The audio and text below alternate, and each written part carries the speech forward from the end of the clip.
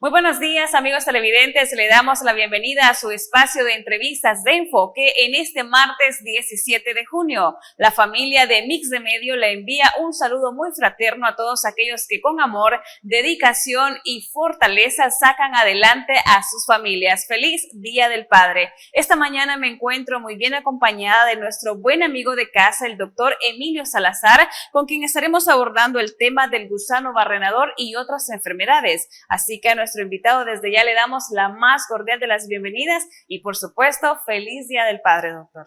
Gracias, feliz Día del Padre a todos nuestros televidentes que en esta hora están pendientes de esta información, que como sabemos hay 3 casos ya diagnosticados, confirmados, de gusano barrenador en seres humanos y queremos platicar para que conozcamos de qué estamos hablando. Cuando usted escuche gusano barrenador, miasis, es una enfermedad nueva o una enfermedad antigua.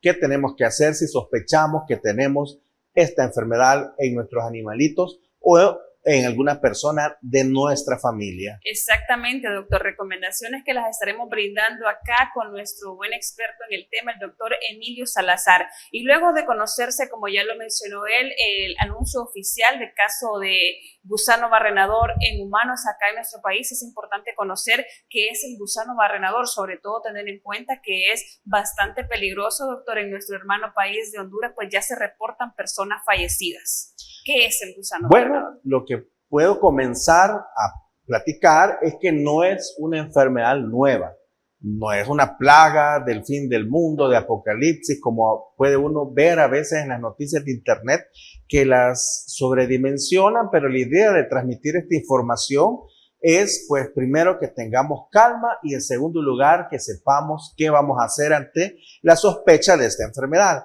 Quiero contarles que desde allá, por 1850, se describe la enfermedad del gusano barrenador. Había una isla en la Guyana francesa que se llamaba la Isla del Diablo. Y esta isla era la cárcel de aquellos tiempos, una cárcel donde iban los criminales más peligrosos y de pronto se daban cuenta que la mayoría de ellos fallecía engusanado. Entonces, un especialista francés, entomólogo, llegó e investigó por qué los gusanos estaban, pues, acabando con esa población en esa isla, allá en la Guyana francesa, y logró describir la enfermedad como un gusano que viene transmitido por la mosca. Desde entonces sabemos la existencia del gusano barrenador. La mosca que lo transmite o la que está involucrada en esta enfermedad se nombró Coclomidia omnivorax. Omni de hombre y borax come hombre. Y esto es así. Esta enfermedad comienza con una mosca que se está reproduciendo y que va a buscar para depositar sus huevitos las heridas de los animales de sangre caliente, principalmente del ganado vacuno. Pero puede utilizar cualquier herida de un animal, de un perro, de un gato, de un pato, de una gallina o incluso del ser humano. El punto es que deposita sus huevitos en una herida tan pequeña como un raspón o una picadura de garrapata o incluso heridas operatorias que estén descubiertas. La mosca se para, deposita sus huevos y estos huevos a nivel microscópico entran en esa herida hasta la parte más profunda de la herida y empiezan a reproducirse y salen las larvas que se convierten en gusanos y literalmente estas larvas comen la carne alrededor de la herida. Cuando completa su ciclo, esta larva o gusanito caen a la tierra y ahí se convierten en una mosca adulta.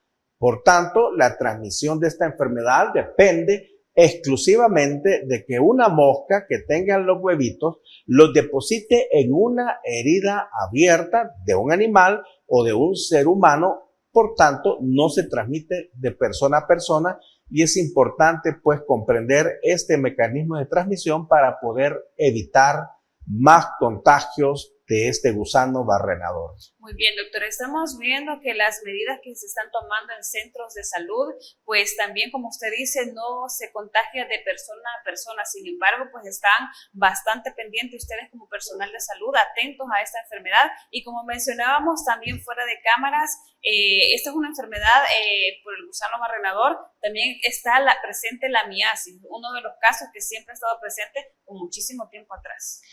De hecho, eso me recuerda el año pasado. Yo recibí un paciente en la emergencia y él llegaba a consultar porque tenía dolor en la pierna y la familia me decía, mire, mi papá tiene una gran úlcera y está sucia y tiene mal olor y le duele. Ok, tráigamelo, lo vimos en la emergencia y allí tenemos que hacer la distensión. Gusano barrenador es en sí el gusanito que puede producir la infestación tanto en los animalitos como en los seres humanos. Es decir, cuando hablamos de gusano barrenador, es en sí el muy gusano que está produciendo la infestación. Pero cuando hablamos de miasis, es el término que su médico va a utilizar cuando el gusano está en un ser humano, en una herida, en un tejido del ser humano. Este paciente lo revisamos en la emergencia. Era un paciente de aproximadamente 70 años, diabético, que tenía ya antecedentes de una insuficiencia arterial, es decir, de un problema de circulación de la pierna.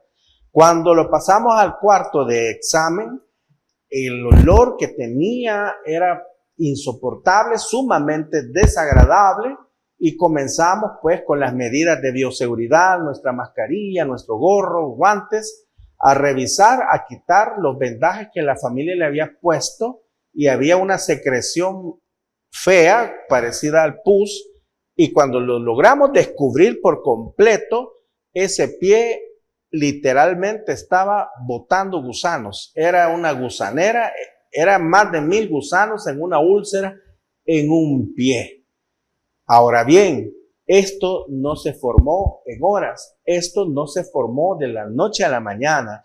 Y a eso quiero llegar, a que usted tiene que identificar cuando el gusano barrenador ha infectado a su familiar antes de que llegue a tener una complicación tan grave, porque este paciente, a pesar de las medidas que hicimos, desafortunadamente el gusano había comido tanto tejido y esto le había llevado a una sobreinfección bacteriana, aunado a sus enfermedades previas, la diabetes, la insuficiencia arterial. Pues este paciente terminó en una amputación. Afortunadamente salió con vida, pero pues esto pudo haberse frenado. Y es de que el gusano barrenador, cuando infecta o infesta a un ser humano, no aparece de un solo, 1000 gusanos en la pierna, en el brazo, en el abdomen, en la espalda, sino que lo que va a tener el paciente es que de pronto va a sentir una sensación de dolor muy fuerte en alguna parte del cuerpo, como una roncha. Le cuento que a veces tenemos heridas pequeñas en nuestro cuerpo y no nos hemos percatado que tenemos heridas, porque normalmente el ser humano se lastima, se hace rasponcitos, heridas pequeñas, incluso cuando alguien se corta las uñas puede haber pequeñas heridas casi microscópicas. Entonces muchas personas no van a recordar tener una herida porque simplemente no se habían dado cuenta. En otros casos usted tiene una herida operatoria incluso, que usted no se la cubre, la mosca se paró, pero lo primero que va a sentir es de pronto una sensación de dolor muy fuerte. Usted piensa que tengo una espinilla o algo que se me está infectando, pero es algo chiquito, extremadamente doloroso. Ahí están los huevitos sacando los gusanitos y estos empiezan a reproducirse y a comer la carne. Aparte del dolor, se va a poner rojo esa parte de su cuerpo y días después va a aparecer secreción purulenta, pero mientras los gusanitos están por debajo comiendo la carne, hasta que completan su ciclo, el gusanito busca salir y es ahí donde usted ya, en cierta forma, tardíamente, ve el montón de gusanos en el cuerpo y es donde usualmente la mayoría de las personas llega a consultar. Entonces, el principal consejo es de que, sobre todo si usted vive en el campo o ha viajado al campo o ha estado expuesto al campo, a las moscas, que si presenta los síntomas iniciales, que son dolor en una parte del cuerpo, enrojecimiento o nota un bultito, usted busque ayuda médica lo antes posible para poder tener el diagnóstico de qué es lo que está sucediendo. En este caso, doctor, cuando una persona pues ya están brotando de los gusanitos, ¿qué procede como personal de salud o cuál es lo más recomendable por parte de la familia de esta persona? Bueno, usted una vez está en el centro de salud, la unidad de salud, el seguro social o su médico de confianza e identificamos que tiene el gusano, parte importante como médicos es que reportemos estos casos. ¿Por qué? Porque así nuestras autoridades, nuestro Ministerio de Salud, Ministerio de Agricultura, van a emprender acciones para poder controlar este brote. Porque si usted tiene un paciente, una persona o un animal, aunque aquí estamos hablando exclusivamente de personas con gusano barrenador, quiere decir que en su región geográfica hay presencia de esta mosca y deben tomarse acciones para poder frenar el brote. Entonces el primer punto es reportarlo y como paciente el primer punto es que usted, si identifica que tiene el gusano barrenador, pues acuda a la unidad de salud para que pueda reportarse este caso. Ahora en la emergencia lo que hacemos, bueno, vemos la lesión, hacemos el examen físico, por supuesto, revisamos la presión arterial, la frecuencia cardíaca, si solo es un problema local o si este problema ya tuvo un compromiso de todo el cuerpo, es decir, el gusano en sí no es el que va a poner en riesgo la salud de las personas, sino que es las consecuencias que vienen después de esa destrucción que hace el gusano, principalmente la infección bacteriana, que una bacteria llegue a esa úlcera, a ese tejido que ha perdido y produzca una infección, una gangrena, o que esta infección venga a complicar las enfermedades que la persona ya padece, que descompense una diabetes, que descompense una insuficiencia renal. Pero en sí, para el gusano lo que hacemos es quitarlo de la piel y eso lo podemos hacer con albahaca.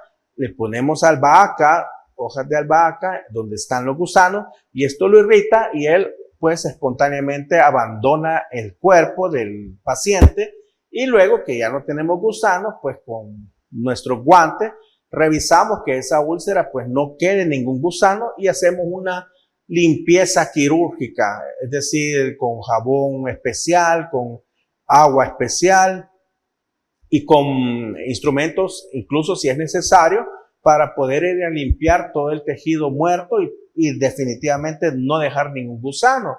Luego lo cubrimos, le ponemos alguna medicina con antibióticos cicatrizantes y continuamos pues las curaciones hasta que la úlcera cierre por completo. Muy bien, doctor. Sin duda, importantes recomendaciones a tener en cuenta y muchísimas gracias a usted también por estarnos instruyendo acá en el set y por supuesto a la población televidente. Nos vamos a nuestra primera pausa comercial, no sin antes recordarle que si usted necesita recibir medicamentos hasta la puerta de su casa, nada más debe llamar o escribir al número de teléfono 2609-9000 y Farmacias La Buena le lleva las medicinas hasta la puerta de su hogar. No nos cambie, ya retornamos con más Enfoque.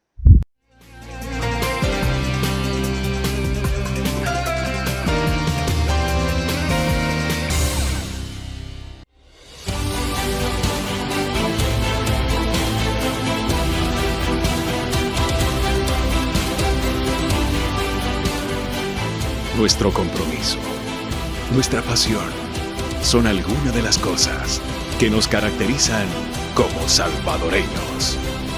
Farmacia La Buena, la farmacia de todos.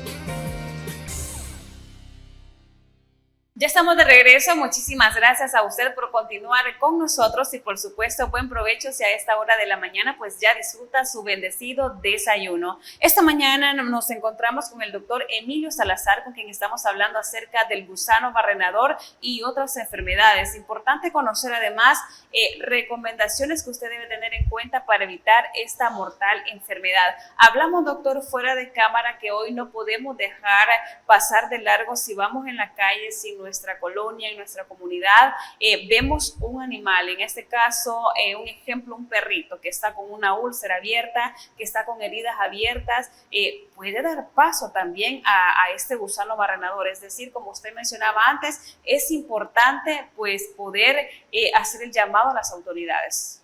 Es muy importante lograr identificar los casos y reportarlos para que podamos emprender las acciones para disminuir esta serie de casos. Les comento que el gusano barrenador había países que se había declarado totalmente erradicado, como México, Costa Rica, que tenían años sin tener la presencia de este gusano.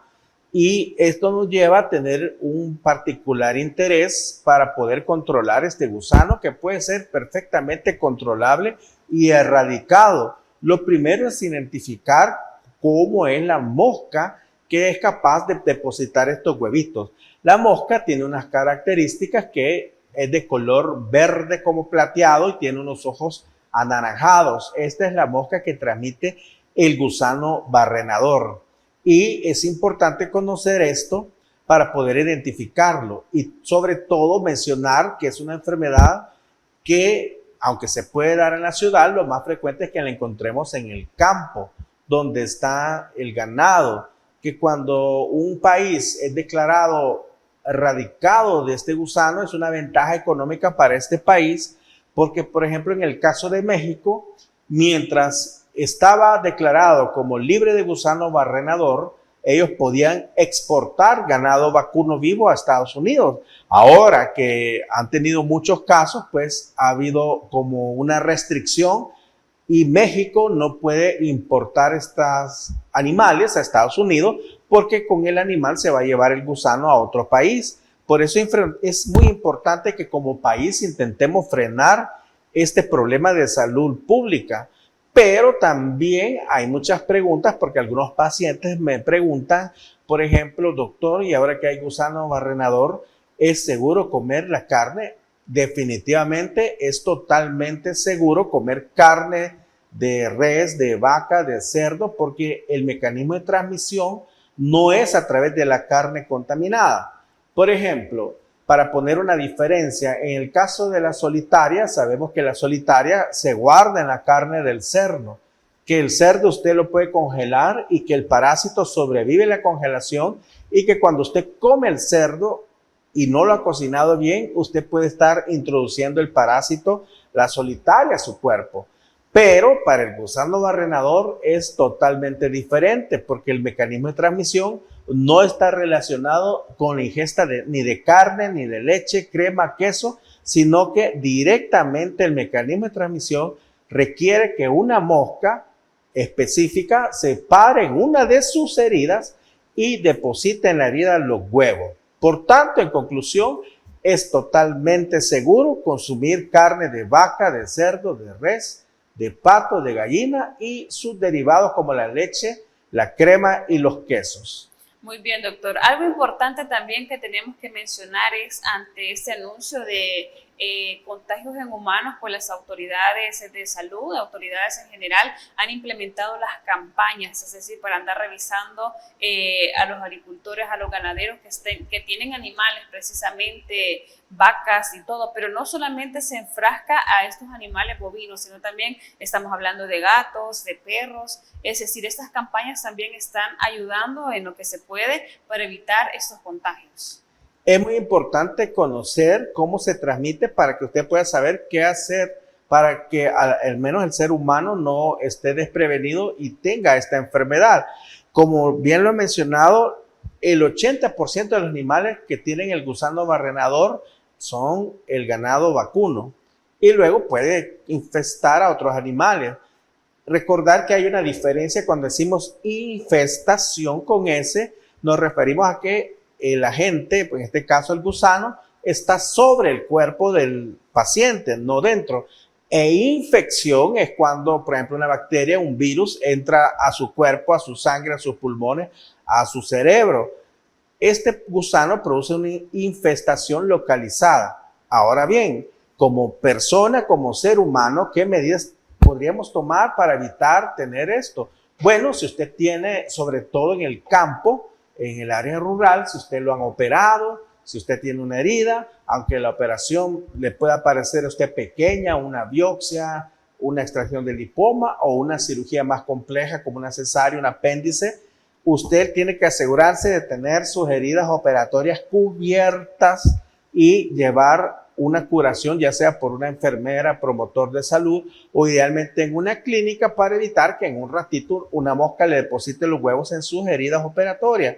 Luego, si usted anda en el campo, utilice idealmente mangas largas, ropa que le cubra todo el cuerpo, pantalones, por ejemplo, y sobre todo si tiene alguna herida, algún raspón, cualquier herida que usted tenga, una picadura, una lesión, por pequeña que sea, ándela totalmente cubierta. Si de la ciudad viaja al campo, tenga especial cuidado en estas medidas y no se recomienda, por ejemplo, que usted vaya al campo y se acueste en el suelo, porque puede haber también ahí ser un momento en el que la mosca se pare y deposite los huevitos. Y también recordar que aunque la mejor o la más frecuente forma de transmisión es el depósito de los huevitos de la mosca en las heridas del ser humano, la mosca también puede depositar sus huevitos en sus orificios naturales, mucosas con secreciones, como por ejemplo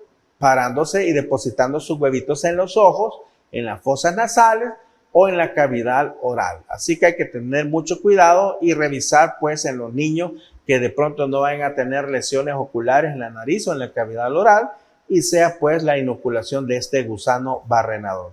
Doctor, hemos visto además diferentes recomendaciones que se están practicando en el caso de usar protectores. ¿Serán tan efectivos esos en el caso de las moscas? Para las moscas no, porque el repelente lo que hace nos puede ser útil en el dengue, zika, chikungunya y las enfermedades transmitidas por vectores que necesitan la picadura. En la mosca lo más valioso es que las heridas estén totalmente cubiertas y selladas y tener la consideración que herida puede ser algo apenas perceptible, como decimos un raspón o un pequeño rayón que digamos que andemos por allí, tiene que estar bien selladito, bien cubierto, porque en cualquier momento la mosca puede depositar sus huevos en estas heridas. Dentro de las recomendaciones, doctor, es importante tener en cuenta algún tipo de medicamento que debemos de tener en casa en algún momento o sospecha que pensemos, me herí la pierna, me herí el brazo, tengo que tener esto, aplicármelo.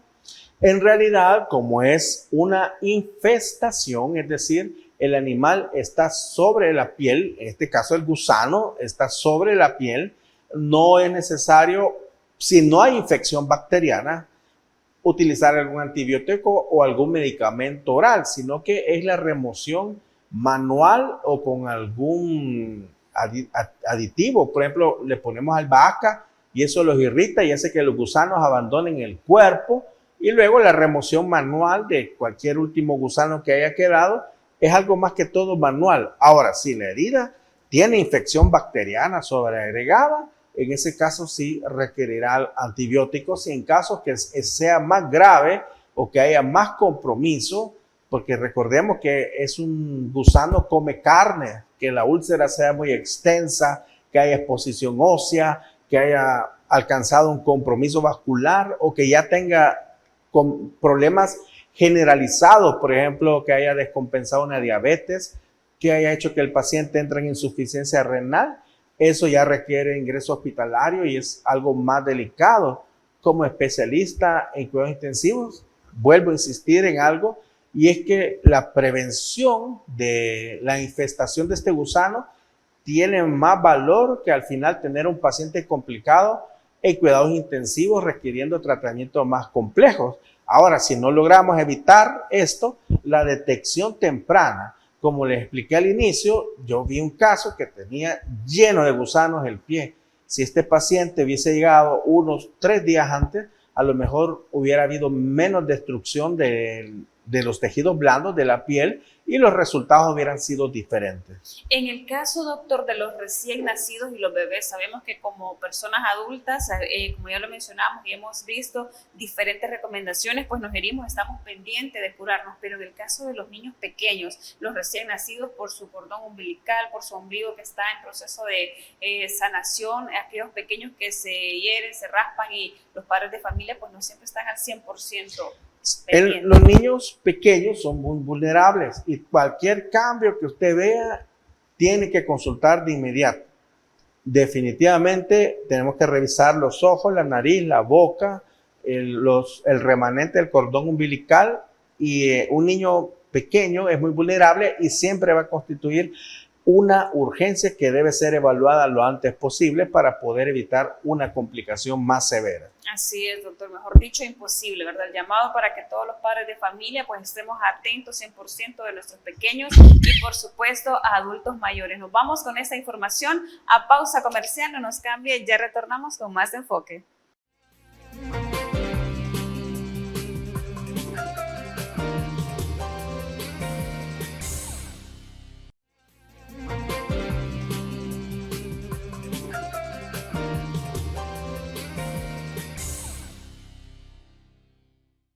Ya estamos de regreso, muchísimas gracias a usted por continuar con nosotros. Esta mañana estamos hablando acerca del gusano barrenador, recomendaciones importantes para que usted tenga en cuenta. Para ello nos acompaña el doctor Emilio Salazar, con quien también estamos hablando acerca de diferentes enfermedades. Y algo que se ha propagado y es importante también tener en cuenta recomendaciones para evitarlas son las enfermedades respiratorias, doctor. ¿Cómo está la situación en el país? De momento, según los indicadores del Ministerio de Salud, afortunadamente están en la línea de seguridad y no tenemos alzas de las infecciones respiratorias.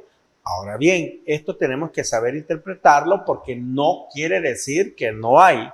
En condiciones normales en nuestro país están circulando muchos virus como el virus de la influenza, el sincicial respiratorio, el COVID-19, y tenemos que estar vigilantes de los síntomas respiratorios que pueden presentar todas las personas, particularmente los grupos vulnerables, nuestros niños por debajo de 6 años y las personas adultas arriba de los 65 años de edad. Ahora bien, la mayoría de las infecciones respiratorias pueden tener un curso leve, es decir, tener un poco de fiebre, tos, mocosera, malestar general, y a las 2 semanas pues el cuerpo ha logrado superar la enfermedad. Es particularmente importante reconocer los signos de alarma para poder identificar cuando un caso de esto necesita la atención hospitalaria urgente. Las enfermedades son bien complicadas y muchas veces nos pueden sorprender. Sabemos que la mayoría de infecciones respiratorias van a ser leves, pero a veces las enfermedades graves se empiezan a manifestar con síntomas muy sutiles y esto puede hacer la diferencia entre la vida y la muerte, que usted lo reconozca. Por ejemplo, en cualquier edad, el compromiso de otros órganos le puede estar alertando de que es un caso que está evolucionando a gravedad. La evolución a gravedad de las infecciones respiratorias puede ocurrir en horas. Por ejemplo, es muy común encontrar casos que uno ve en las noticias, en las redes, de padres de familia que dicen: yo llevé a mi niño al hospital y me lo despacharon, pero horas después estaba muy grave. Y esto podría ser de que usted lo llevó, por ejemplo, a las 7 de la mañana y en ese momento no tenía síntomas de gravedad, pero hay enfermedades que en horas usted puede estarse enfrentando a un escenario clínico totalmente distinto.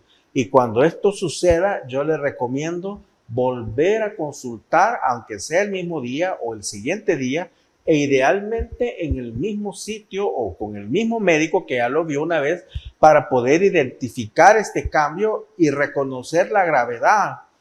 Es decir, yo mismo como médico le puedo decir a un paciente hoy por la mañana: mire, usted se encuentra bien, puede continuar su tratamiento en casa. Pero si en la noche el paciente pues me dice: tengo, o me dice alguien, un familiar, mire, mi paciente, mi papá, hoy ya no responde, hay cambios en su estado de conciencia, está más cansado, está respirando más rápido, no está oxigenando bien. Para el caso de quienes tienen oxímetro de pulso, usted ve un cambio, fiebre muy alta, o de pronto está vomitando todo, o no come, no responde, o yo veo que la respiración respira como que se está ahogando. Eso es un cambio en una evaluación, en un estado inicial de una enfermedad. Su paciente desafortunadamente ha presentado síntomas de gravedad y requiere una reevaluación lo antes posible para poder emprender las acciones pertinentes, para poder tomar exámenes,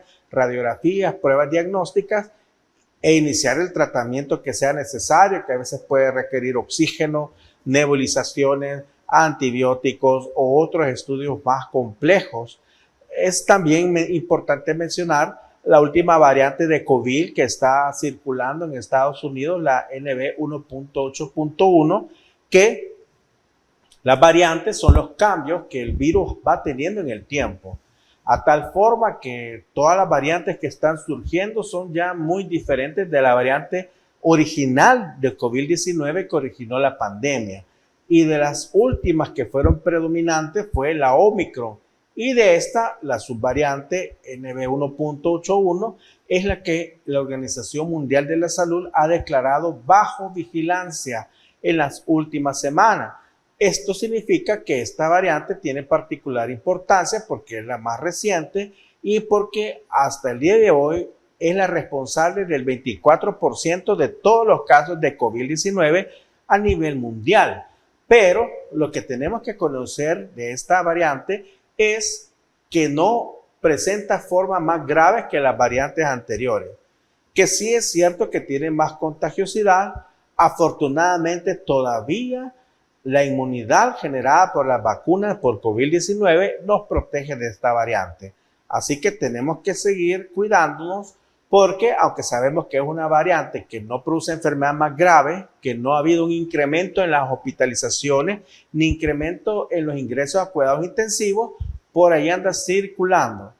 Lo que sí sabemos es que esta variante puede desarrollar formas más graves en las personas susceptibles.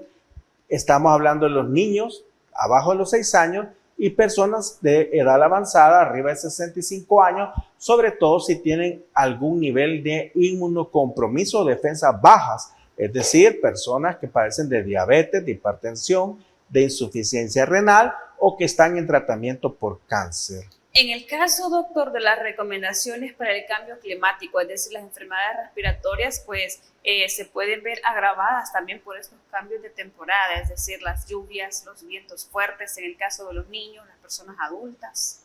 Está demostrado que el cambio en el clima, que usted pase del calor al frío o de la época seca a la lluviosa, afecta nuestros mecanismos de defensa y nos hace más susceptibles a presentar infecciones respiratorias agudas. Como sabemos, según los reportes oficiales del Ministerio del Medio Ambiente, esta semana puede ser muy lluviosa.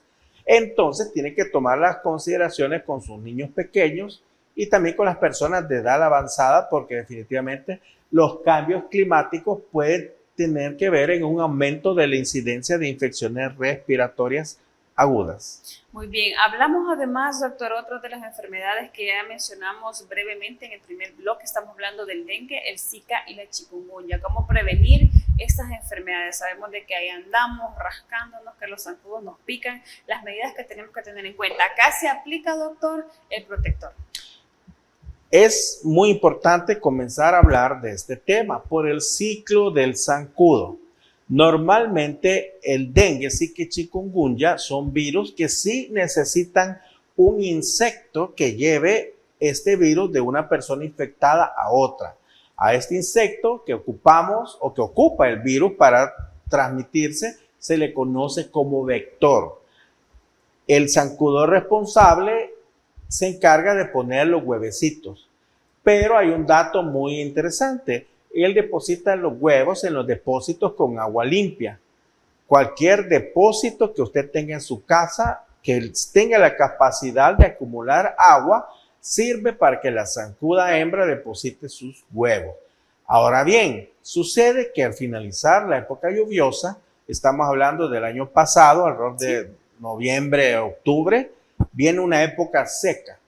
El huevo depositado tiene la capacidad de resistir las altas temperaturas y la sequía por hasta un periodo de un año. Entonces, al finalizar la época lluviosa, los huevitos quedan allí en los depósitos y eventualmente los casos de dengue disminuyen porque el huevo no tiene la capacidad de reproducirse porque no hay agua. Pero este huevito que se depositó el año pasado sobrevive hasta por un año. Y entonces ahora viene un periodo en el que, a pesar de que ahorita tenemos los casos de dengue bajo control, viene la época lluviosa. Y con la época lluviosa se vuelven a llenar de agua estos depósitos donde ya está el huevito desde hace un año aproximadamente, y puede eventualmente con la época lluviosa aumentar la población de zancudos y con esto aumentar la transmisión del dengue. El dengue es una enfermedad endémica. Endémica es una palabra que ocupamos los médicos para hablar de que una enfermedad permanece allí constante durante todo el año, bajo un número controlado de casos. Quiere decir que en algún punto del país hay una persona que tiene dengue. Puede ser leve, pero al aumentar la población de zancudos, este zancudo lo va a ir a picar y luego va a volar cierta distancia y va a alcanzar a otro ser humano, lo va a picar y así es como se transmite el zancudo. Ahora que estamos en una zona de seguridad de casos de dengue y sabemos que ha venido la época lluviosa y que probablemente aumente la población de zancudos, es buen tiempo de reforzar las acciones preventivas para que esta enfermedad no aumente en los casos. Y esto es, junto con nuestras autoridades del Ministerio de Salud, emprender una campaña casa por casa, en mi propia casa, revisar que no haya ningún depósito que tenga la capacidad de acumular agua o de dar lugar a que el zancudo pueda depositar sus huevos y reproducirse en mi misma casa. Esta estrategia es más efectiva porque usted va a eliminar la población de zancudo, no va a permitir que se reproduzcan. Ahora, definitivamente, si usted puede usar un repelente de zancudo, utilícelo, pero estas maniobras realmente son menos efectivas que intervenir en la reproducción del zancudo. Otro dato muy importante es recordar los síntomas de un dengue leve, que es fiebre, dolor de huesos, dolor de cabeza, pero también recordar los síntomas de gravedad, que para el dengue puede ser una fiebre muy alta, dolor abdominal. Una persona que tiene fiebre y dolor abdominal es motivo suficiente para ingresarlo, para hacerle exámenes, que tenga vómitos que no se detienen o vómitos con sangre, o de repente el niño se cepilló los dientes, tiene fiebre, tiene dolor de huesos, se cepilla los dientes y él dice: papá, me sangré los dientes, sangre en las encías. Eso es un signo de alarma. O que haya sangre en la orina o sangre en las heces, o aparición de moretes en el cuerpo, o cambios en el estado de conciencia en una persona con fiebre, son signos de alarma y requieren la atención urgente en el hospital. Muy bien, precisamente es un punto muy importante el poder acudir a las autoridades de salud correspondientes. Hablemos del tema de la automedicación, doctor. Hay un problema que está bien relacionado con la automedicación y es el autodiagnóstico. Usualmente, como padres de familia muy responsables, conocemos a nuestros hijos y de hecho los conocemos más que los médicos. A mí me gusta mucho escuchar a los padres sus síntomas porque muchas veces ellos ya tienen el diagnóstico en sus manos. Sin embargo, muchas veces este autodiagnóstico nos puede fallar y llevarnos a una automedicación, sobre todo en las enfermedades graves y acompañado de ciertas creencias, mitos o experiencias. Podemos iniciar, por ejemplo, tratamientos que produzcan más daño o utilizar antibióticos cuando no están estrictamente indicados.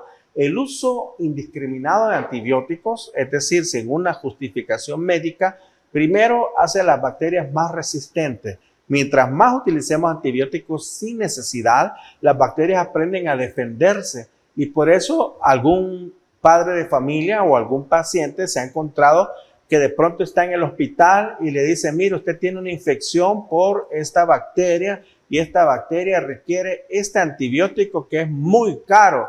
Eso es la resistencia de los antibióticos que hace que los antibióticos más económicos, más a la mano, no puedan tener acción sobre bacterias comunes y que llegue un momento en que usted está tan grave y la bacteria necesitamos combatirla y aparte de ser antibióticos muy caros, de pronto no están disponibles en el país. Eso es un hecho que puede ocurrir en cualquier parte del mundo. Por otro lado, el uso de antibióticos sin indicación médica está acompañado de efectos secundarios. Y uno de los primeros golpes que recibe un paciente es en su intestino, en su flora normal. Como es natural, tenemos millones de bacterias buenas en nuestro intestino y que tienen una función importante. Cuando usted le da una dosis de antibióticos, todas esas bacterias las pierde y por eso muchos pacientes después de iniciar antibióticos empiezan con diarrea, dolor de estómago, etc. Y un autodiagnóstico, una automedicación le puede conducir en las formas graves a un retraso del tratamiento oportuno. Siempre es mejor y tiene mejores resultados cuando usted consulta al inicio de la enfermedad que cuando ya pues el tiempo ha pasado y el paciente lleva más complicaciones que ya son más difíciles de revertir en un hospital o en una unidad de cuidados intensivos. Así es, importante siempre estar trabajando de la mano con personal de salud, doctor. Nos vamos a pausa comercial, no nos cambie, ya retornamos para finalizar con su espacio de entrevistas, por supuesto, de enfoque.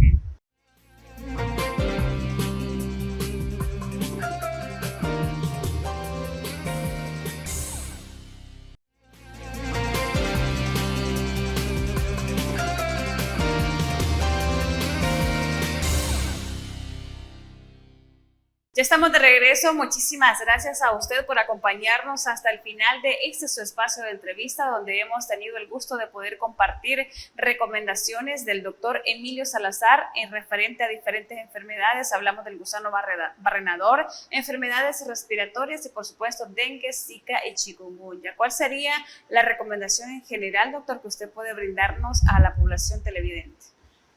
Creo que es muy importante estar muy alerta de los síntomas que presentan nuestros familiares, nuestras personas más queridas, porque muchas veces las enfermedades se encubren, se camuflan, se hacen muy difíciles de diagnosticar. Pero hay síntomas muy sutiles y esto les llamamos los síntomas de alarma que usted debe reconocer. Cualquier cambio en el estado de conciencia, cualquier cambio en la función respiratoria, hemorragias, vómitos que no se detienen, diarrea abundante y con sangre, son síntomas de mucha gravedad que requieren intervenciones oportunas para poder ayudarle a recuperar su salud y sobre todo que se mantenga siempre informado de qué está sucediendo en relación a las enfermedades más frecuentes de nuestro país y que busque fuentes objetivas y confiables, porque junto con las enfermedades hay mucha desinformación, muchas noticias que a veces no dicen la realidad o que son muy sobredimensionadas, pero lo que necesita usted saber como padre de familia o como persona responsable de su hogar es realmente qué es lo que está pasando y qué es lo que tiene que hacer en caso de presentarse una emergencia. Así es, doctor. Y en caso que usted, amigo televidente, pues desee contactar al doctor Emilio Salazar, conocer acerca del trabajo que realiza, pueda contactarlo a través de sus redes sociales y, por supuesto, número telefónico que en estos momentos el doctor nos lo va a compartir. Si desea usted que evaluemos su caso, puede agendar una cita al 7848-0041 y estoy compartiendo información objetiva sobre muchas enfermedades prevenibles en mis redes sociales como Dr. Salazar. Dr. Salazar en Facebook, Twitter, Instagram y TikTok. Bueno, será un placer poder estar en comunicación con ustedes a través de los comentarios. Excelente, doctora. Ahí tiene usted, amigo televidente, las redes sociales para que usted pueda ponerse en contacto con el doctor en caso de emergencias, en caso de que usted necesite pues ser tratado en alguna enfermedad. Ahí está el doctor Emilio Salazar completamente a sus órdenes. Agradezco muchísimo, doctor, el hecho de acompañarnos esta mañana, de brindarnos las recomendaciones tan importantes que debemos tener hoy en día en cuenta para poder evitar muchas enfermedades. Muchas gracias, sigan disfrutando del Día del Padre y recuerden que padre no es el que cría, sino el que da amor a sus hijos. Así es, y si en casa usted todavía tiene en vida a su papá, por favor, sácalo a pasear, invítelo a una cena, recuerde que esos pequeños detalles hacen la gran diferencia. Buen día.